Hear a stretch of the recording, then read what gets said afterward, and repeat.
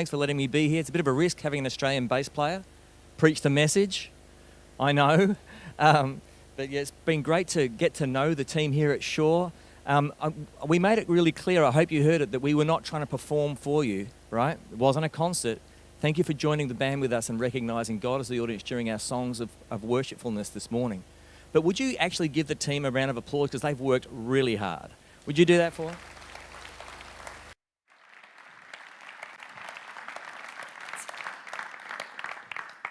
All right, I hope I'm working on my Justin Bieber microphone now. If you remember the Paul Coleman Trio or Sonic Flood, you're just proving that you're old, that's all it is, right? Just know that. And understand this, Sonic Flood were a hugely popular band before I joined.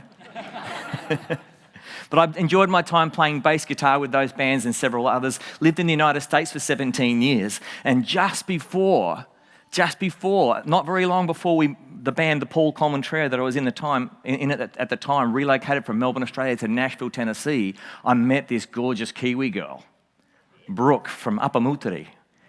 And I don't tell you this in the fine print, but if you fall in love with a Kiwi girl and you propose to her and she says yes, no matter where you go in the world, eventually you're going to live back in Upper Moutere, New Zealand.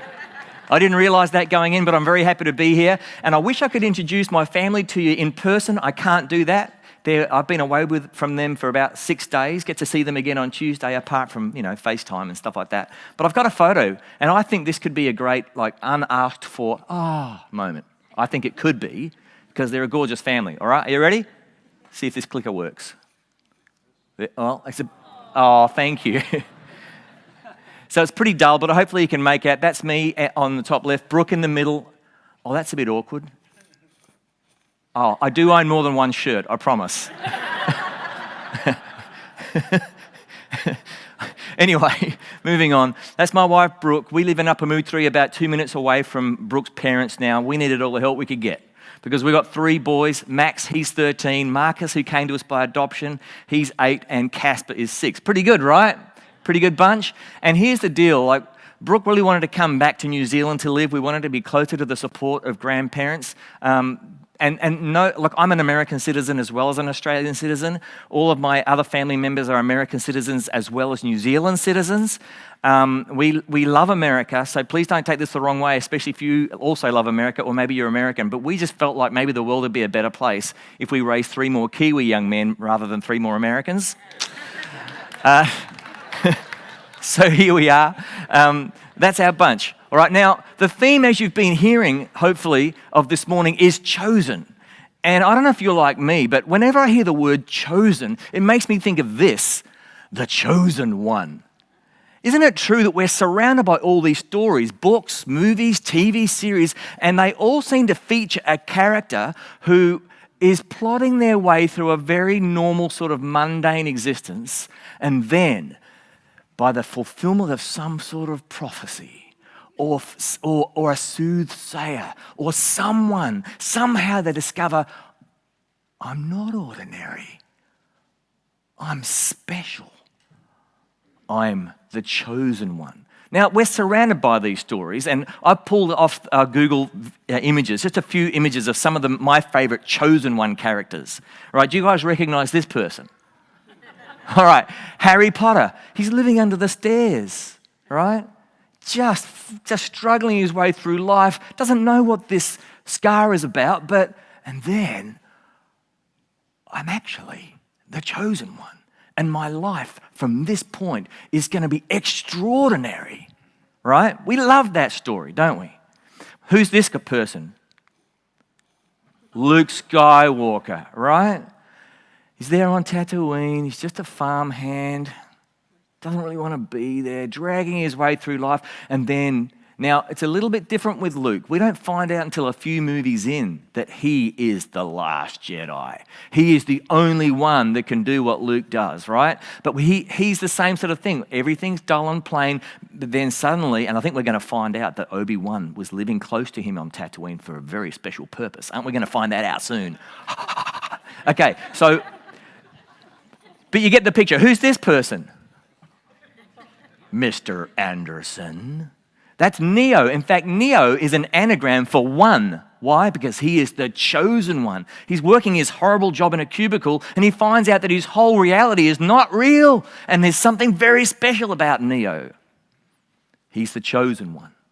And my personal favorite, last one. Who's this? Frodo. It's Frodo. He's just this little hobbit, you know. He's living in Hobbiton, going through life. Turns out he is the only one who can carry the ring of power. And from that point, his life is extraordinary. He finds out that he is called, and only he is called, to a particular extraordinary path. We love those stories. And I don't know about you, but I've got a feeling that these stories that we consume and we are surrounded by unconsciously or subconsciously convince us that we're not chosen. That we're one of those normal people. And we're waiting to find out what this lightning bolt scar means. We're waiting to find out that Darth Vader is our dad. We're waiting to find out, you know, we're going to take the red or the blue pill. Like, you know, we're waiting to find out. We want Gandalf to come to us and say, you're the only one who can do this thing. And we're lulled into a sense of just living on Tatooine, working the farm, under the stairs, in the computer cubicle job. But we know if we are followers of Jesus, we are chosen. If you have nailed your flag to the mast and said, I am a follower of Jesus, I look to Christ, you are chosen for something extraordinary. Do you know that? You are chosen for something extraordinary. And I've pulled this verse out of the Bible. It says Matthew 22:14. And I don't know about you, but I believe that God speaks to us through the Bible. Anyone else?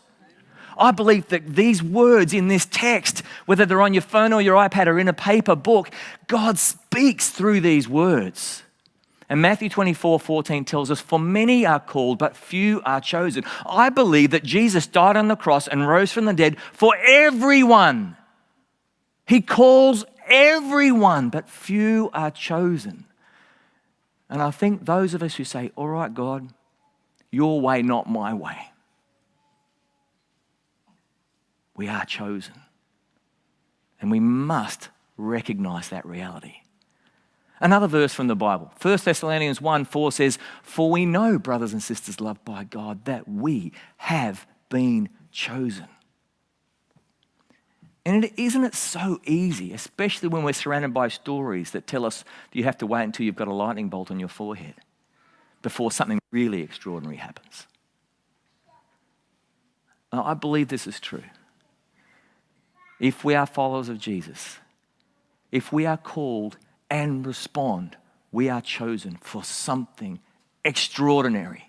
Something that people who have not been chosen, yet they have been called, their jaws will drop with the extraordinary lives we lead.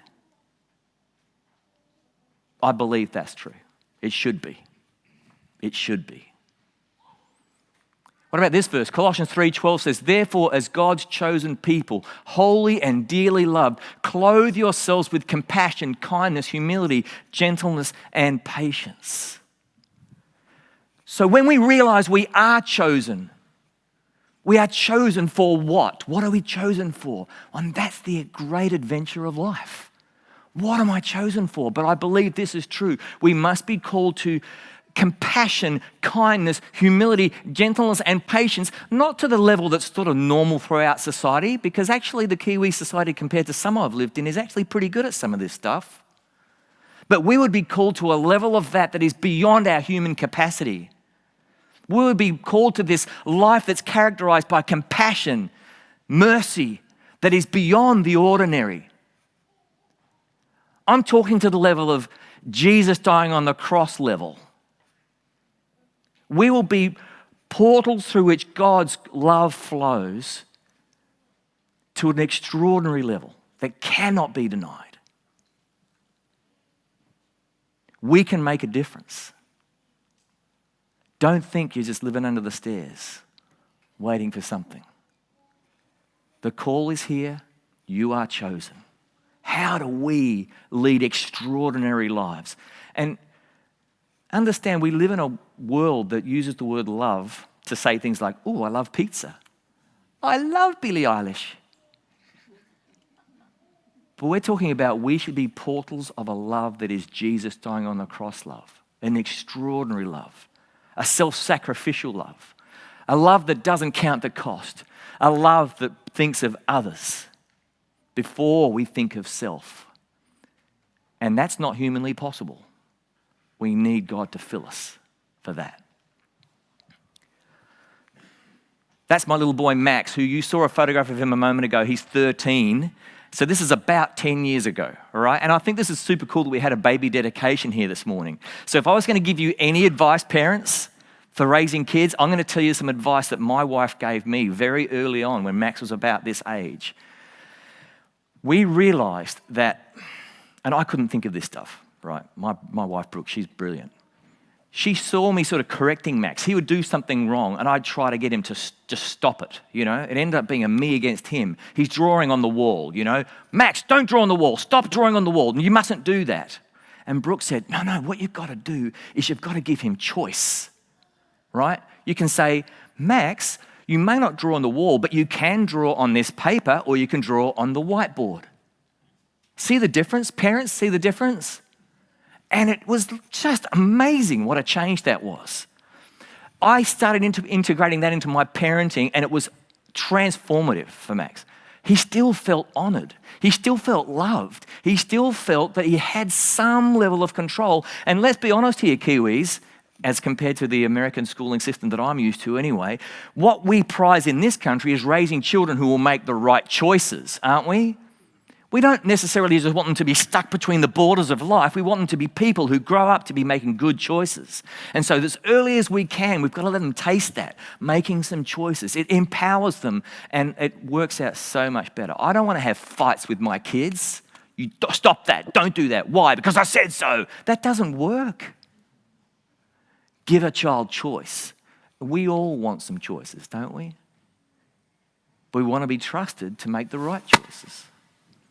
Which reminds me, when Max was about that age, there was a situation where I wasn't home, but Brooke had a situation with little Max like this. And he said, Mum, can I please have a spoon to drink my milk? And Brooke said, no, you may not have a spoon. You can have a straw or you can drink it straight from the glass. And Max said, and this is a quote, Mum, can you please tell me my choices again, but this time with spoon as one of them? 3-year-old kid, 4-year-old kid are out there. Amazing. So you see how we start and get the idea. And I want these choices. And I think we all want choices. We want more choices. But here's the thing. Too many choices is no good for us. Children need choices. But too many choices debilitates us. Makes us go to sleep. In fact, one way of defining poverty is a person who has so few choices, very few choices, maybe no choices. A definition of excess, overabundance, is too many choices. And I believe that us in New Zealand, we are oversaturated with choices. It sends us to sleep. It helps us forget that we are chosen for something extraordinary. I don't know about you, but I'm the sort of person who can open my wardrobe and look at all these clothing choices. Yes, I've got a lot of shirts, not one. And I can look at the wardrobe and go, like, I've got 12 pairs of shoes, and go, there's nothing to wear. I need more choices. You know what I mean? I can open a refrigerator and look at my pantry and go, there's nothing to eat. It's overwhelmed with food, but I can't choose. And I don't want any of this. I want more. I can be flicking through Netflix and Apple TV and still go, there's nothing to watch. We can have so many choices. We end up dulling the call of God that tells us we are chosen for something extraordinary. We end up ineffective. Too many choices. Too many choices. So what do we do?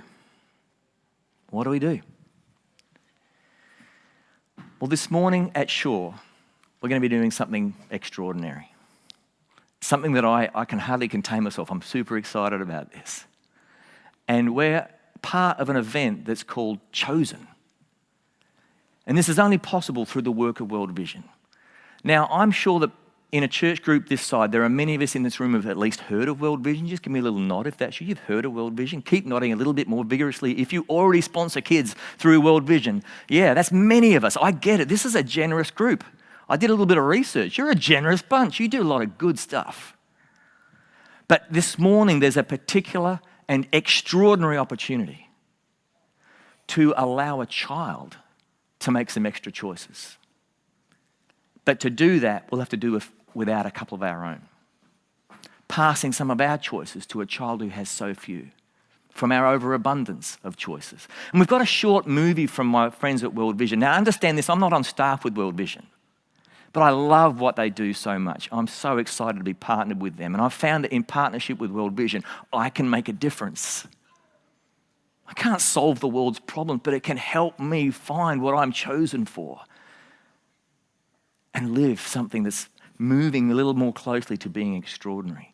So would you give your attention to the screen and listen up? We've got a short movie from World Vision. For the past 60 years, we've been partnering with people like you to help children and communities break free from poverty. But have you ever wondered how we use your community sponsorship money or donations to actually do that? To start, we approach each community we serve the same way, by listening to them. From the very beginning, we sit down with the community's children, families and leaders and listen to what their unique challenges and needs are. Do they need clean water, better schools, a dependable supply of wood, basic health care, local jobs? What opportunities do they see? Next, we work with them to develop a 5-year action plan that will address the root causes of their challenges. Once the plan is drafted, we help them put it into action. We work with the existing leaders and empower new ones, bringing the community together to help them address the needs they've identified.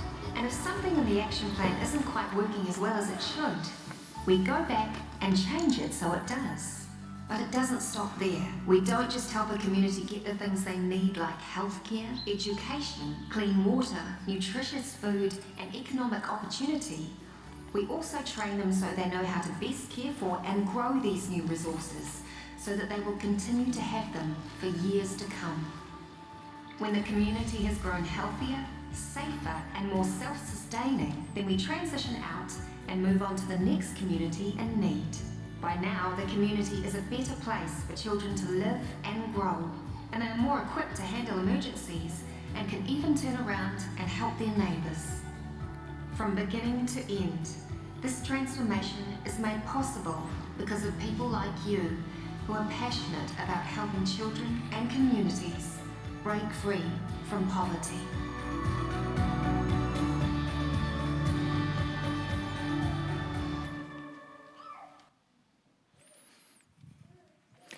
And so as someone who's not on staff with World Vision, I'm a bit of an outsider, but we're here with a couple of, like Barry's at the back there, g'day Barry, and Katie's here, some people from World Vision who are excited to help us with this Chosen event this morning. And that video is not just a little commercial break. What we're trying to say is what World Vision promised they do, they do. They do it. Be assured of that. And so those of you who already sponsor a child, thank you for that support. But maybe this morning is a chance to consider a second or a third or a 47th. I don't know. But it's going to be different this morning. It's going to be different to how you and I first started sponsoring. You know, I've been involved in child sponsorship in one way or another since the year 2000. And I started advocating for organisations like World Vision in different countries around the world, here in New Zealand with World Vision, partly because of something that happened to me when I was in Sonic Flood. Does anyone remember the song, I Could Sing of Your Love Forever? That was one of Sonic Flood's biggest hits.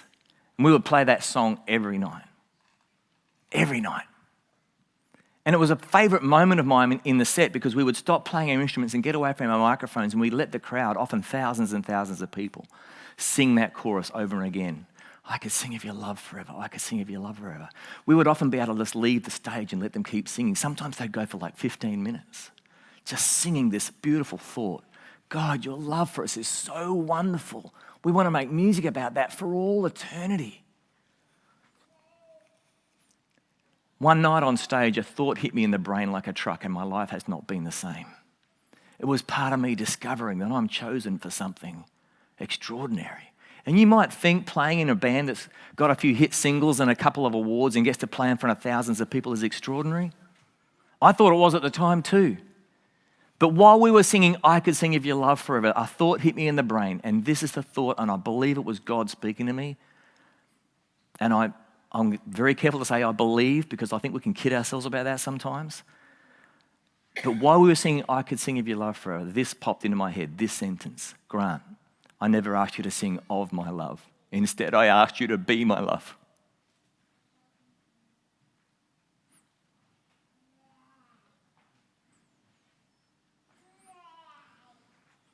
Can you imagine that for a pro musician?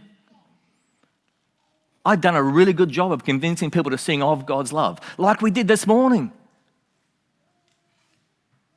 But I only want to invite you to sing of God's love if we find ways of God being God's love. Maybe those songs can inspire us to recognize we are chosen to be God's love after the songs have faded, as we leave the auditorium. Be God's love. Don't just sing about it, be about it.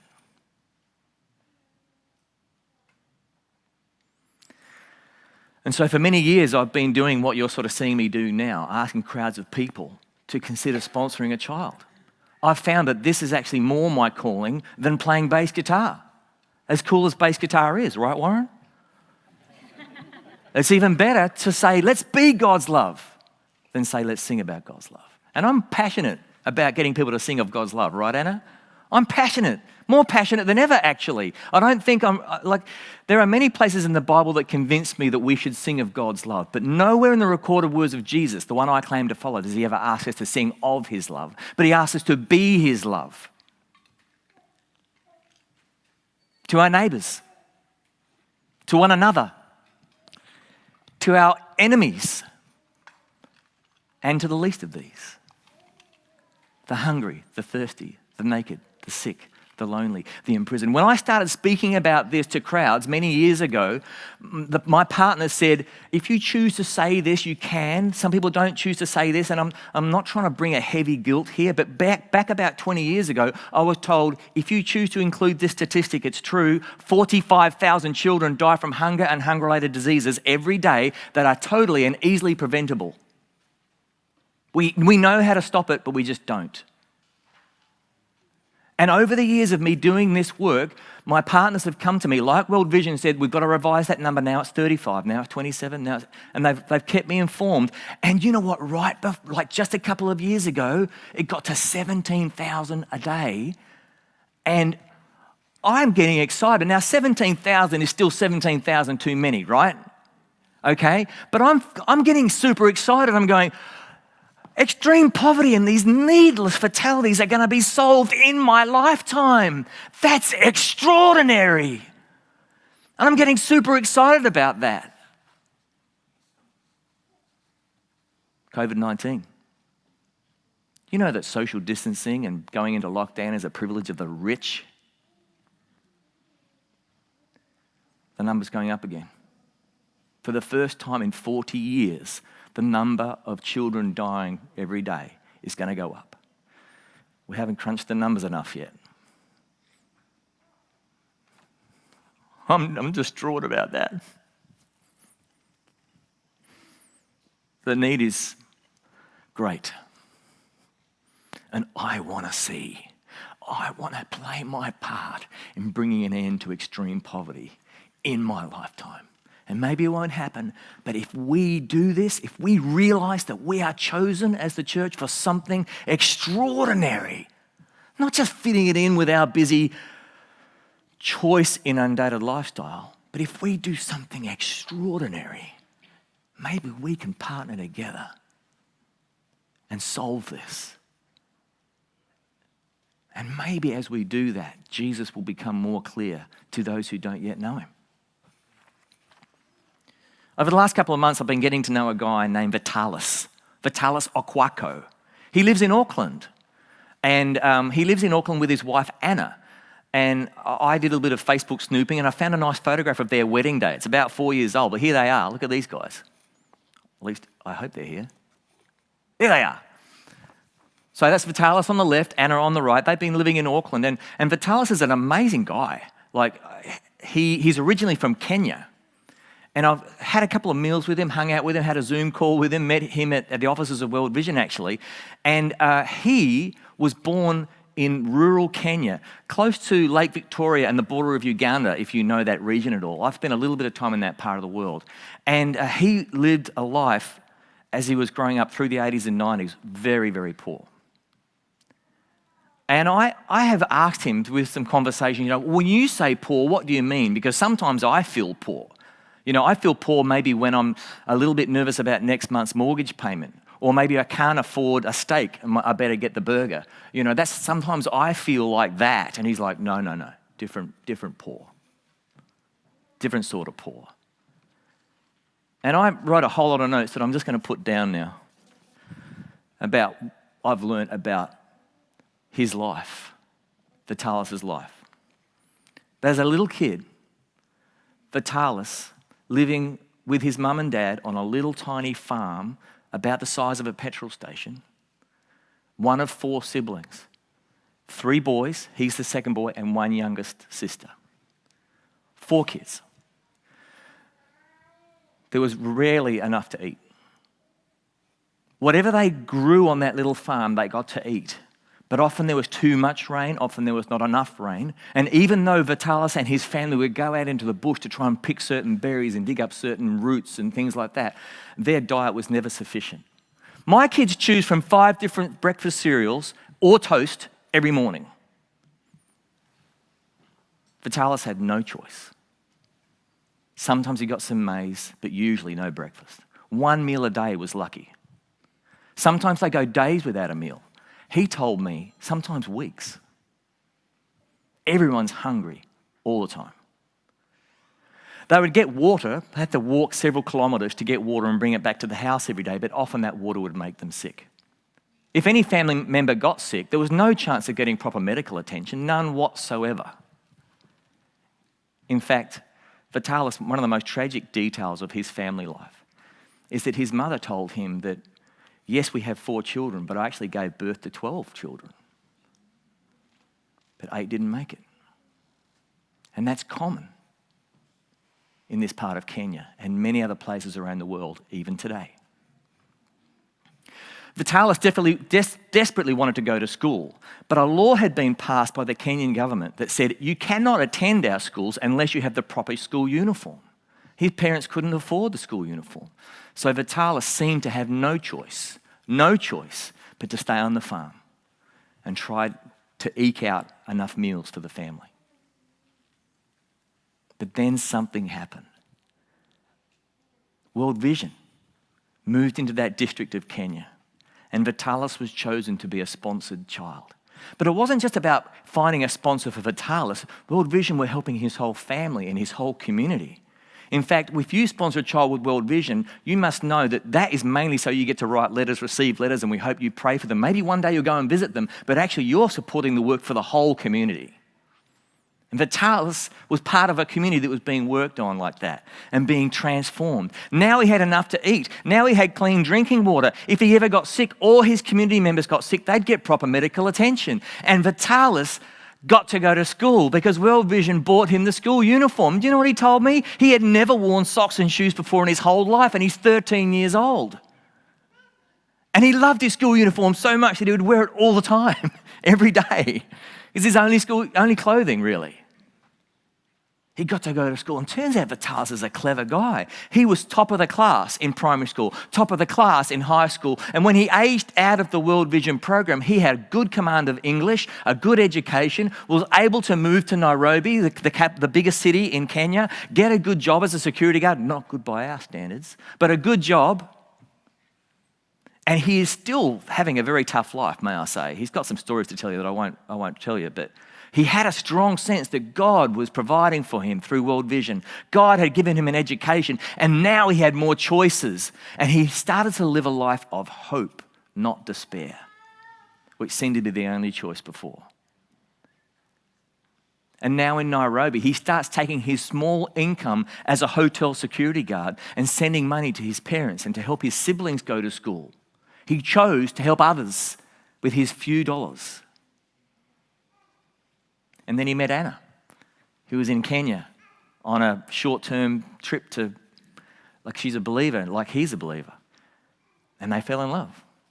And if you fall in love with a Kiwi girl, you're going to live here. And if Vitalis was standing here in front of you, he would tell you if it wasn't for that child sponsorship that happened when he was 13, he is convinced that he'd either be a criminal, like so many of his peers, dead, possibly from AIDS, or he'd be living a life of despair on a little farm, trying to get it to grow enough food to feed himself and his family members. And he would encourage you to put your hand up this morning and be chosen. Vitalis sees a particular link between breaking poverty, extreme poverty around the world, and education. He is super passionate about it. If you are chosen, if you recognize you're chosen this morning and you stick your hand up and saying, all right, I'm going to get involved in what Grant Norsworthy is offering this morning, you will be helping not just one child, not just a community, but you'll be helping to break the cycle of poverty around the world.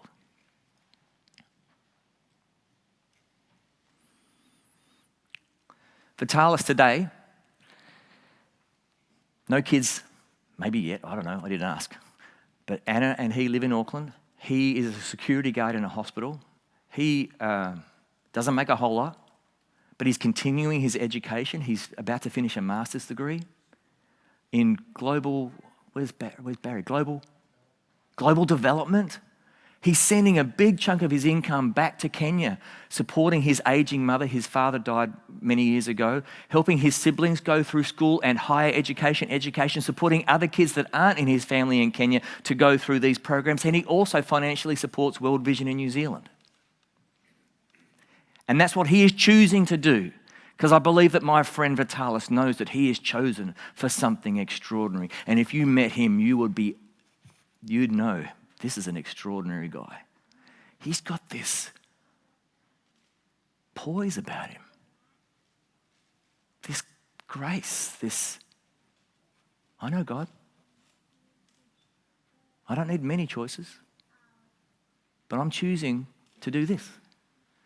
Wouldn't you say, Barry, he's just got this thing that I wish I had more of?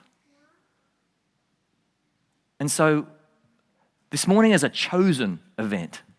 Well, what is chosen about? Well, for the last 70 years, World Vision child sponsorship has usually been done something like this. People like this in a room would be asked to look into a sea of faces of children living in poverty, and we would be asked to choose which one we wanted.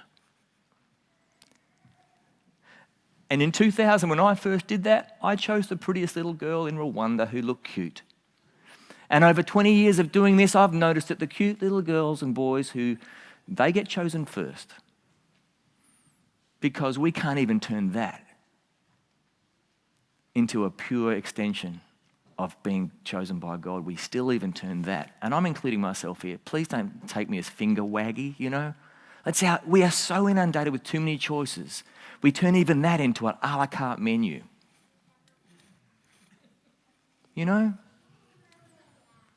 So tonight, this morning, it's not how it works. We're going to give some choices to children. What choices could we do without that cost $50 a month?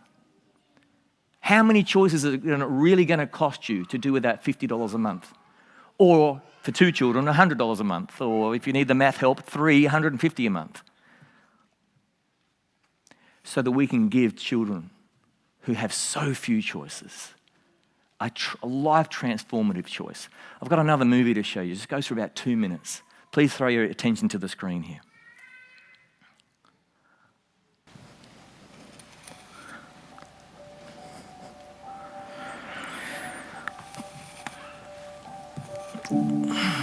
In the heart of downtown Chicago, hundreds gathered who wanted to sponsor a child through World Vision. But unlike so many sponsorship events before, this one was a bit unexpected.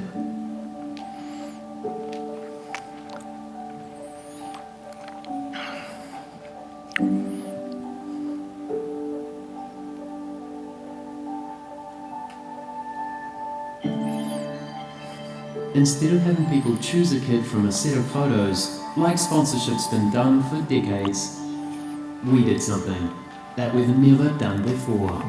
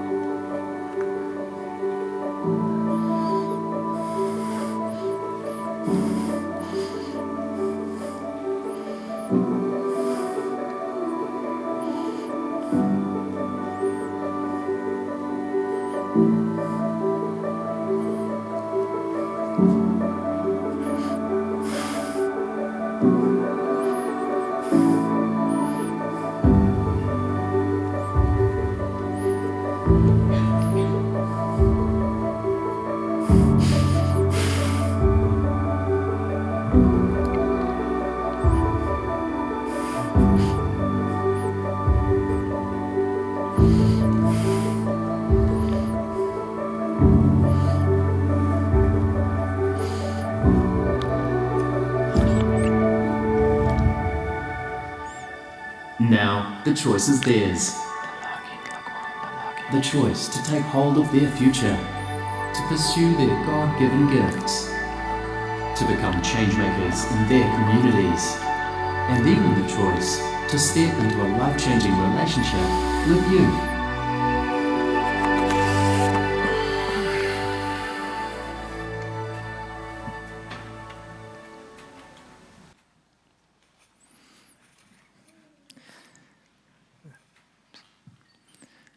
So your leadership and the team from World Vision and I have been planning this for a long time, talking about it, bringing all the details together. This is what's going to happen. Shore Community Church is partnering with a particular community in Uganda. Uganda is a little tiny landlocked country, Central Eastern Africa, one of the poorest countries in the world, a little bit smaller than the landmass of New Zealand, but with a population of about 44 million. Extreme poverty rates, which means less than $1.25 a day is what you're trying to support yourself on, is about 40%, and it's going up because of COVID. But not just all of Uganda, we're partnering with a particular community in Uganda. There's a World Vision community development program in a place called Lalagi Lakwana. Now, if you know much about Uganda and its history, you'll notice far north Uganda, well, that's Joseph Kony land. Some of the children who are connected with World Vision and being helped used to be soldiers in Joseph Kony's barbaric slave army. There are kids there who are really messed up. But they're not. They're chosen. And in 2 Sundays' time, there's going to be a reveal party like you saw on the video here at Shore on the 28th of March. There's going to be some envelopes out in the foyer somewhere, and hopefully one of them's going to have your name on it. Hopefully. Maybe more than one. And somewhere between today in Lalagi Lakwana, Uganda, between today and the 28th of March, there's going to be a choosing party. And these kids who get so few choices will choose which photograph represents the person that they will sponsor. and they will have their photograph taken and write you a letter. And that's what's going to be waiting for you here on March 28th. And I don't have any photographs of the children in that exact program, but I've just found some photographs. In fact, World Vision gave me some photographs of other kids in a very similar Ugandan community development program. So not these kids, different kids, but kids like these kids. And not just kids, but families and villages and communities will be transformed by our partnership from Shore Community Church in Auckland with the Lalagi Lakwana. And so I want to, at that point, hand over to Reuben, and we'd love you to hear what Reuben's got to say about this. Just briefly, had a voice of support from our church for this project. Michael and I were on a Zoom call on Wednesday night with Uganda, which is the amazing opportunity that we had to be able to connect with them on the other side of the world. They were just waking up, we were just going to bed. But to be able to talk to some of the World Vision managers in Uganda about the work that they're doing and just learn and hear what's happening there. And it was impressive, the strategic nature of what they're doing. I think what impressed me is just how intentional and how well planned, strategic and purposeful it is, but also how holistic that mission is. The way that World Vision's engaging with kids over there is very holistic. So they're meeting physical needs. It's things like fresh water supply into schools, in Ugandan schools, so that kids can have access to fresh drinking water. It's meeting holistic needs around kids' well-being, so they're training community leaders, they're training pastors, local churches, they're partnering with churches to be able to run programs and run courses on the well-being of children and neonatal care and infant care and these sorts of things. And they're connecting with this from a faith perspective, from a Christian perspective. So there is the Christian element that's interwoven right through all of this. But it's such valuable work that they're doing. It's meaningful work and it's purposeful work. And that's where our focus is going to be. It's incredible to hear the way that child sponsorship program is making a huge difference in the completion rates of kids getting through school. So there's plenty of kids that will start their schooling over there, and then the drop-off rate is just massive. So through this child sponsorship program, kids are going right through the system, able to complete schooling. And the stories that we heard, I think it was one story of, is it the Archbishop of the Anglican Church in Uganda was a sponsored child through that program. So he's come through and is now the significant church leader. And so, you know, every story is different, but the opportunity that this is creating for children over there is very, very significant. So I just want to encourage you from a local, our pastor perspective, to connect with this and commit to this and sign up to be chosen. This is incredibly valuable work, and it connects to who we want to be as a church that's part of the mission of God in the world. As Grant and I talked about this, one of the scriptures that came to our minds this week was the words of Jesus. I think it's Matthew 25, where he says, whatever you do or whatever you have done for the least of these, you have done for me. And we talked about how as we do this, we don't want to do this from a position of superiority. Like, it's very easy to do that from a position of kind of this paternalistic, I'm this rich Westerner, I'm going to help you, poor person, to have a better life. But as we do this and we take seriously the words of Jesus, what we know is that we are meeting Jesus in the faces of these children. That we're meeting the risen Jesus, and we're meeting him exactly where he said he'd be, in the faces of those who are often last in the eyes of the world, who are often least, and who are often left behind. So think about it that way, that you're not doing this in some kind of superior colonial kind of way. This is actually about an opportunity to serve Jesus and, in fact, meet Jesus and see Jesus in the eyes of these children, in the stories of these children, and to serve Jesus as you serve these kids. So I want to add my support to what Grant is saying and really encourage you to commit to this, to sign up to be chosen this morning.